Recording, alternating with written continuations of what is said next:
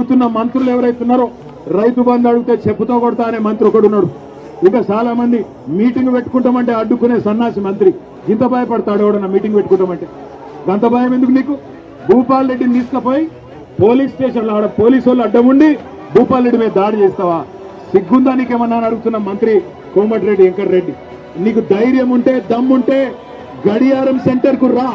గడియారం సెంటర్ కు వచ్చి మా లెక్కన మీటింగ్ పెట్టి చెప్పు రైతులకు ఏం పీకింది నీ ప్రభుత్వం ఈ సంవత్సర కాలంలో చెప్పు.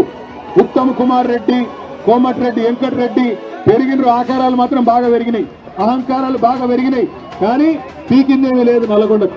అందుకే నేను అంటున్నా, ఏం చేసిండు కేసీఆర్ నల్లగొండ కంటే చెప్పండి. వరి ధాన్యం ఉత్పత్తిలో తెలంగాణను దేశంలో నెంబర్ 1 చేస్తే నల్లగొండను రాష్ట్రంలో నెంబర్ 1 చేసిండు కేసీఆర్.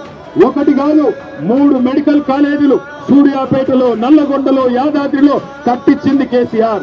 యాదాద్రి గుడిని అత్యద్భుతంగా తీర్చిదిద్ది ఆ లక్ష్మీ నరసింహస్వామి రుణం తీర్చుకున్నాడు కేసీఆర్.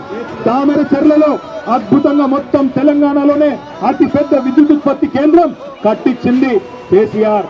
చెప్పుకుంటా పోతే ఒకటి రెండు కాదు ఎన్నో పనులు చేసినాం. దమ్ముంటే క్లాక్ టవర్ కు రా, మా భూపాలన్న వస్తాడు, మా జగదీశన్ వస్తాడు, వాళ్ళు నీ సంగతి చెప్తారనే మాట కూడా నేను తెలియజేస్తా ఉన్నా.